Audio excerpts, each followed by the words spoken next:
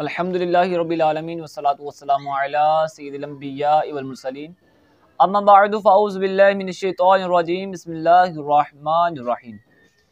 फरमाने मुस्तफ़ा सल्लल्लाहु ताला अलैहि व आलिहि वसल्लम है, जब मेरा उम्मती मेरी ज़ाते बाबरकत पर ज़ौक़ व शौक़ के साथ मोहब्बत के साथ दिन भर में एक मरतबा दुरूद पाक पढ़ता है, अल्लाह करीम उस पर 10 रहमतें नाज़िल फरमाता है और उसके 10 दर्जात बुलंद करता है और 10 गुनाह मिटा देता है।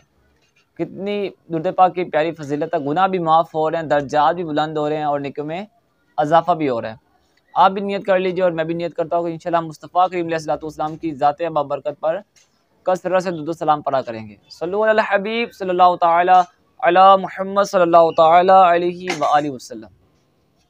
इंशाल्लाह आज की इस वीडियो में आप जानेंगे कि जिस शख्स को तन्हाई में डर लगता हो उसको क्या पढ़ना चाहिए।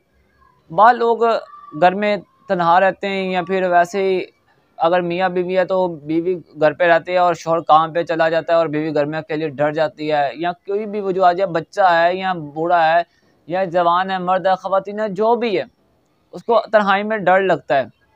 तो अब इस वजीफ़े पर अगर आप पाबंदी से अमल करेंगे ना तो इंशाल्लाह ये परेशानी ख़त्म हो जाएगी, डर नहीं लगा करेगा। और इसके लिए शर्त ये है कि आपने इस वजीफ़े को पढ़ने से पहले प्यारे आका अलैहिस्सलातु वस्सलाम की ज़ाते बाबरकत पर ज़ौक़ व शौक़ के साथ मोहब्बत के साथ पहले दुरूद सलाम पढ़ना है, अव्वल व आखिर, यानी वजीफ़े को शुरू करने से पहले और वजीफ़े को ख़त्म करने के बाद आपने प्यारे आका अलैहिस्सलातु वस्सलाम की ज़ाते बाबरकत पर दुरूद सलाम पढ़ना है। तो इंशाल्लाह इसकी आपको और बरकतें ज़ाहिर होंगी। ठीक है, आपने वजीफ़ा भी इस पाबंदी से पढ़ना है तो इंशाल्लाह ये मसला भी आपका हल हो जाएगा। वो वजीफ़ा ये है कि आपने या वाहिदु, वाओ अलिफ हा दाल, या वाहिदु, ठीक है, आखिर में दाल है, ठीक है, या वाहिदु, ये वजीफ़ा आपने 1001 मरतबा पढ़ना है।